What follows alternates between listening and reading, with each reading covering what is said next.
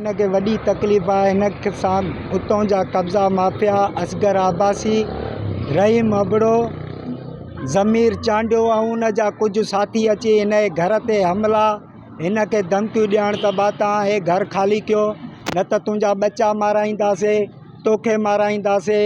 उन ते वॾो हिन ते फॾो कयो। हिन वनफाए ते कॉल कई, वनफाए ते कॉल कयईं त हिन सां गॾु मां बि उन थाणे ते वियुमि त हिन खे साइड ते वठी एसआई अज़ीज़ मसण हिन खे धमकी ॾिनी त तूं हिननि खे प्लाट लिखी ॾे, हिन सां कोई वास्तो न आहे, न त तोखे असां मारे छॾींदासीं, अंदरि करे छॾींदासीं, हीअं हूअं।